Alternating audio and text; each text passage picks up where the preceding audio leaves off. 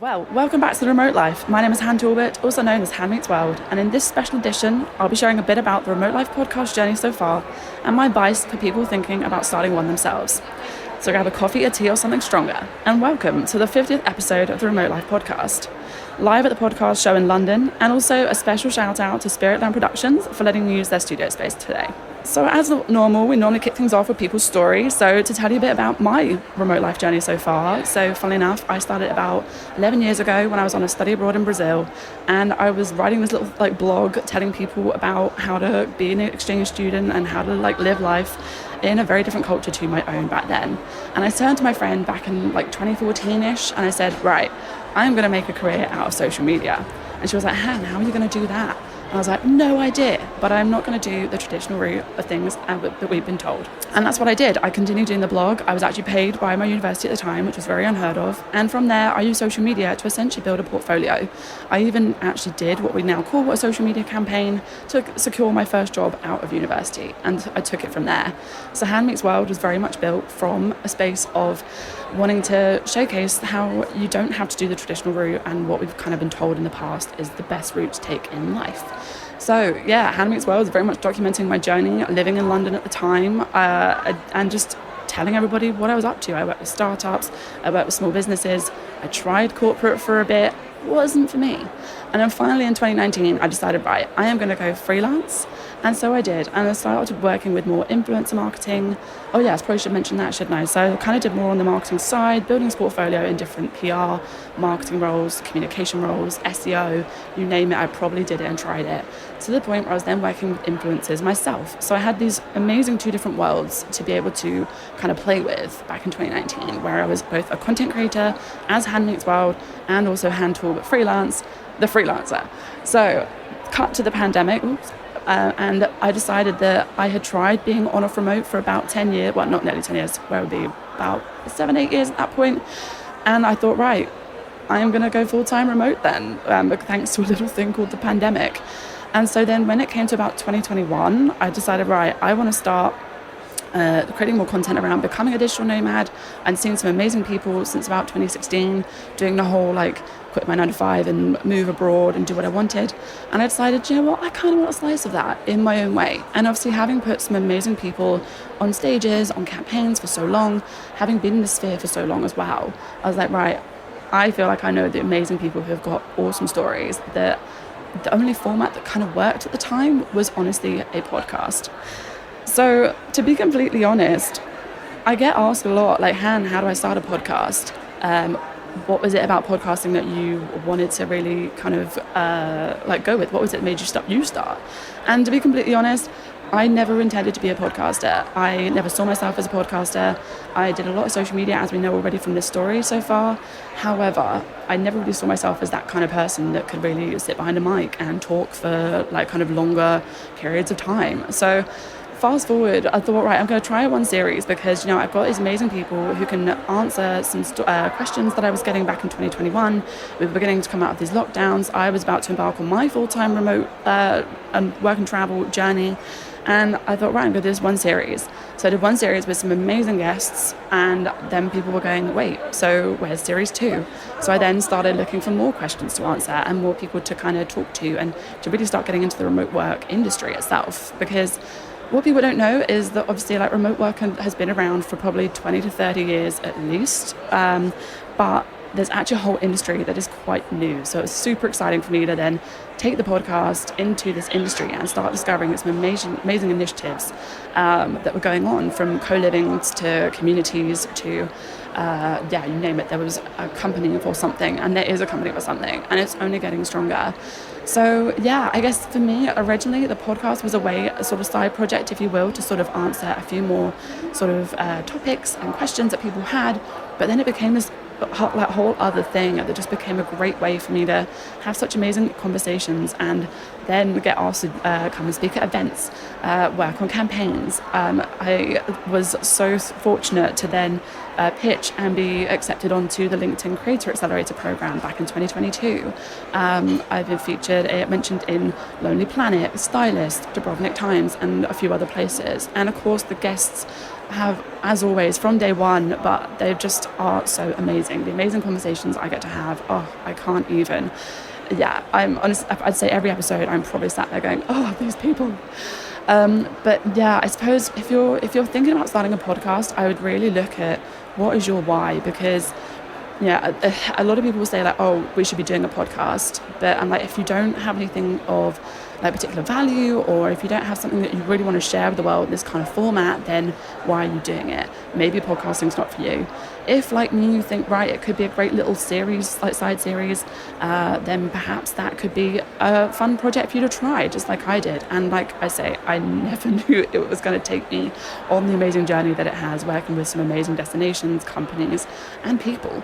So yeah, I guess the first thing to think about is, what is your why when it comes to a podcast? And I say this for anything, whether it's a blog, it's a social media account, whether it's a business, whatever it is, what is your why for wanting to start it, and what kind of gap are you filling? Because back in 2021, I felt like no one was really getting too much into the nitty-gritty of starting a business, of maintaining a business, of how to find a remote job, all these different bits and pieces.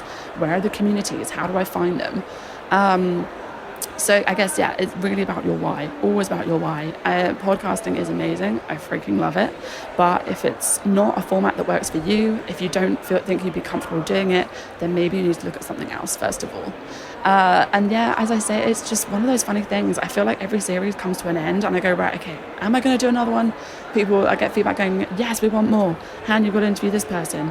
Or I'll go, right, okay, what's next for it? So again, 50 episodes feels like a really good time to also kind of think about, right, what's the next kind of step of my journey for the remote life as well. So for me, this is 50th episode. Just to share a little spoiler, is me testing out a new format myself, where Han is the only one on the podcast. So let me know how you feel about this chapter, because I think this could be an interesting take next. Yeah, so I think that's probably one of the biggest things. I think also now that remote work and life is such a big thing, future of work is a big industry now. I guess also it's thinking about how also do you stand out as a person or stand out as a brand, because obviously like you could be doing it as a solopreneur, you could be doing it like with your team, you could be doing it with your partner. And yeah, I suppose it's also thinking about, okay, what sort of value do I bring? Is it worth the time and investment for me? Not necessarily equipment. That's a quick one, a good side note actually, because people say to me all the time, oh my gosh, Han, your audio is amazing. And with the exception of today, where I have an amazing professional mic in front of me, normally I am using my phone and my iPad on Squadcast in true remote life fashion, because of course I have to think about my packing space when I go away. So again, if that's a barrier to entry for you, please don't let it be. Obviously check your audio before you start, but honestly, I started on the voice notes. Pretty much every single intro, outro I do is on the voice notes app on my phone. So you really don't need a lot to get started. It really is, again, about, okay, what is the message that I'm trying to communicate to people? What do I want to provide in this industry, or what do I want to provide to the world? And if perhaps audio is the right format for you, then amazing. I guess my marketing brain then kind of goes, wait, hang on a minute. So actually, we're kind of in this space right now. If we were to talk about trends, which I don't like talking about trends, but if we were to talk about trends for a second, I would probably say, right, actually, people are starting to go back to the long form formats. So perhaps maybe a podcast is the right space for you to talk about. And I know like TikTok's experimenting with 60-minute video. Obviously you've got YouTube as your kind of visual search engine. Shorts is doing quite well too. So again, you've got that as a sort of good way to get in new leads. But yeah, really, it's honestly, again, I'm going to sound like a broken record by the end of this episode. However, it really is about what is it that you want to bring to the world. And also, actually, that's another good point. You know, we're doing quite well with this little flow we've got going on right now. Do you have the time and space? Do you have the time to really sit and do a podcast? Like, could you put a routine in? I mean, that's quite rich coming from me, who does a series. Just finished series 8 now. Amazing.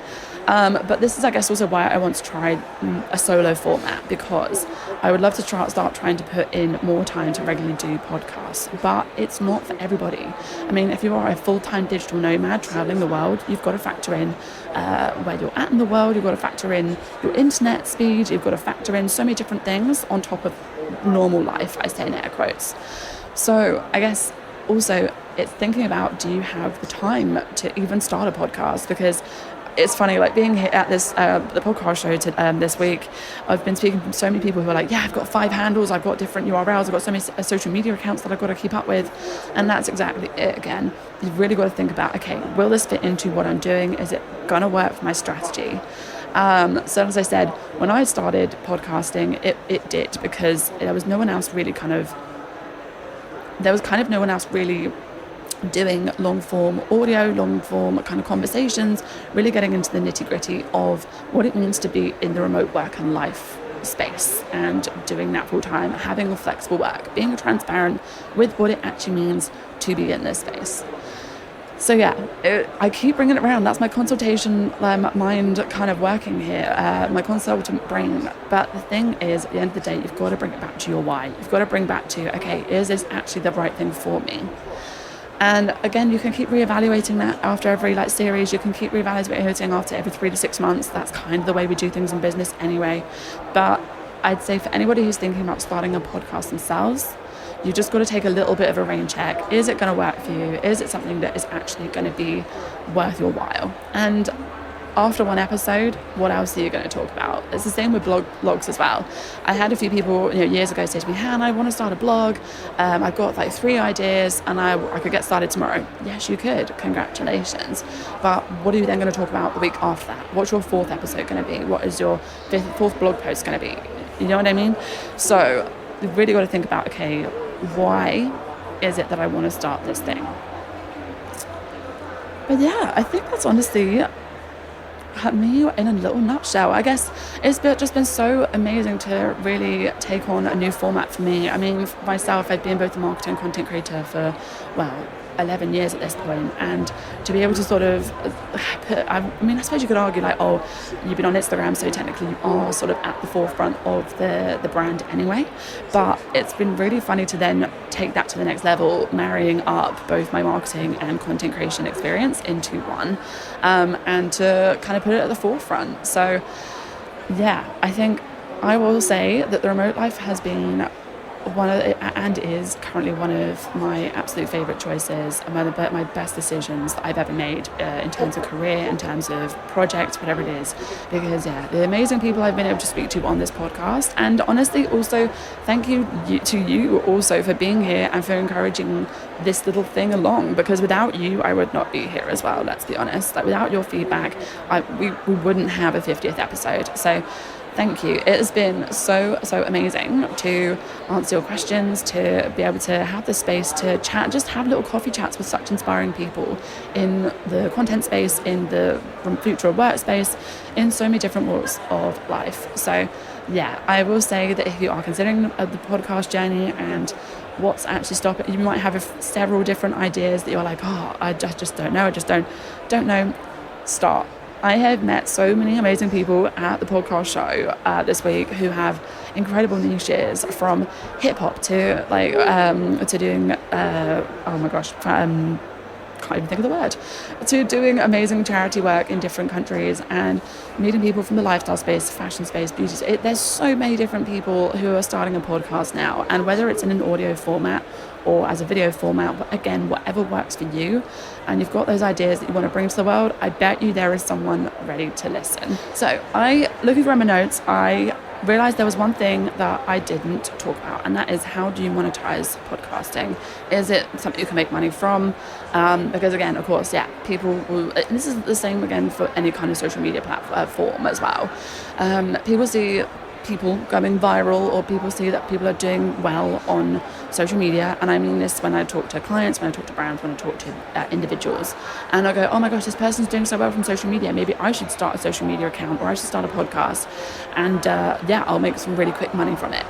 And I have to say, if you're looking to make money, if you don't have an already established audience or a brand backing you with a podcast concept, I will say that podcasting is not the place to go if you're looking for a quick buck. Again, I started this thing because I was like, right, I've got a load of, I feel like there's some questions that can be answered in the podcast format. And then the money for it, I'd say, or the opportunities that paid, didn't really start kind of manifesting, if you will, until about a year later, and that was from a grant that I received. So, and then honestly, the money itself for me has come from working on campaigns, working with different clients.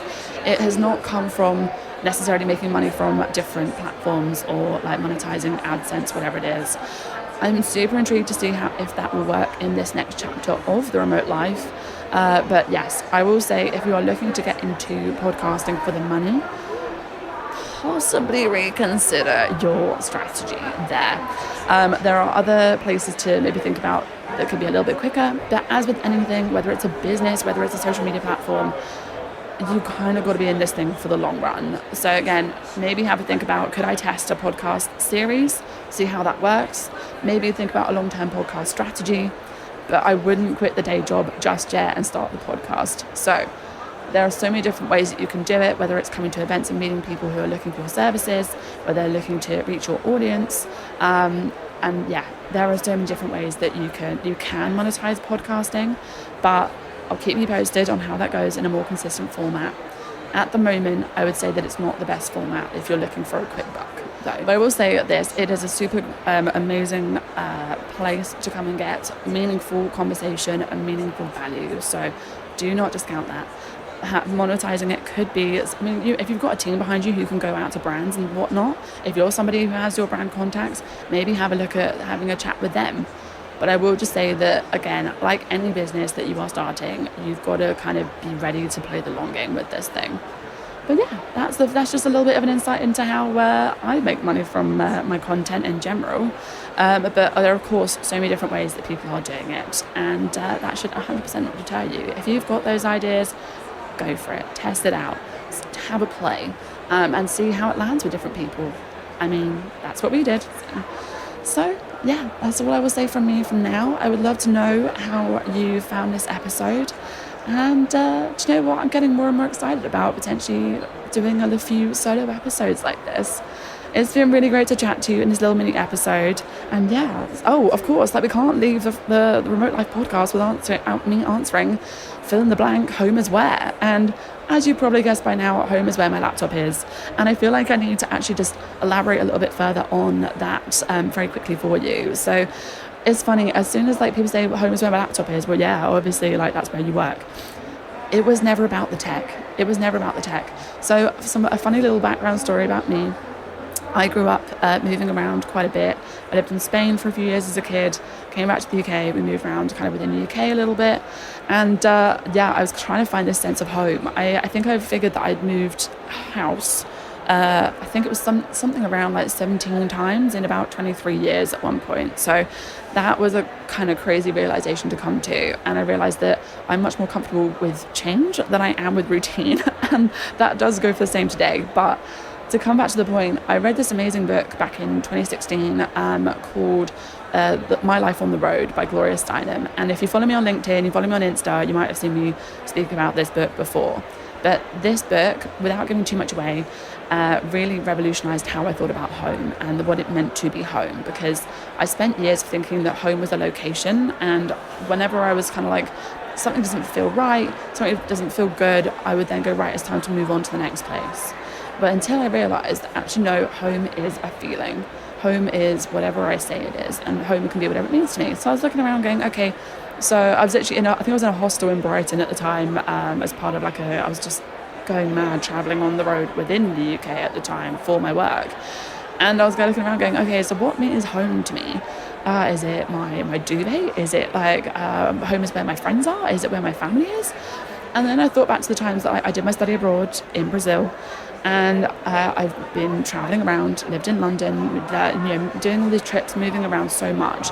And I was thinking, do you know what, actually, I can be home wherever I need to, as long as I can stay connected to my loved ones.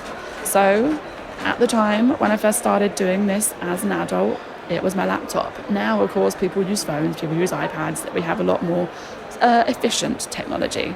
But of course, home is where my laptop is sounds like a much better slogan, and especially on stickers and other bits and pieces.